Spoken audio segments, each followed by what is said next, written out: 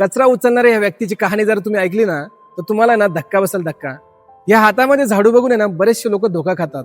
पण तुम्हाला सांगतो, पंजाब मधले मोठ्या मोठ्याले क्रिमिनल आहे ना या व्यक्तीने जेलमध्ये टाकले. मित्रांनो, हे आहे इंद्रजित सिंग सिद्धू. हे ना IPS ऑफिसर आहे 1964च्या बॅचचे. मित्रांनो, ज्यावेळेस हे रिटायर झाले ना त्यावेळेस हे DIG होते आणि तेव्हापासून झाले 10 वर्ष मित्रांनो हे चंदीगडच्या रस्त्यावरती कचरा उचलत आहे. कशासाठी मित्रांनो? निस्वार्थपणे देशसेवा करण्यासाठी. आणि तुम्हाला काय वाटतं ही गोष्ट सोपी असेल का त्यांच्यासाठी? नाही मित्रांनो, कित्येक लोकांनी यांना नावं ठेवले, कित्येक लोकांनी सांगितलं तुम्ही एवढे मोठे ऑफिसर आहात आणि असं करत आहात. मित्रांनो, पण त्या माणसाला ना पदाचं घमंड आहे ना ह्या कामाची लाज आहे.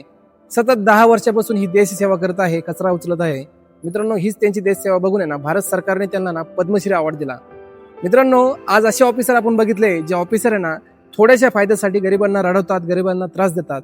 पण मित्रांनो, असा पहिला ऑफिसर बघितला जो संपूर्ण जीवन हे फक्त देशसेवेसाठी व्यतीत करत आहे, खर्च करत आहे.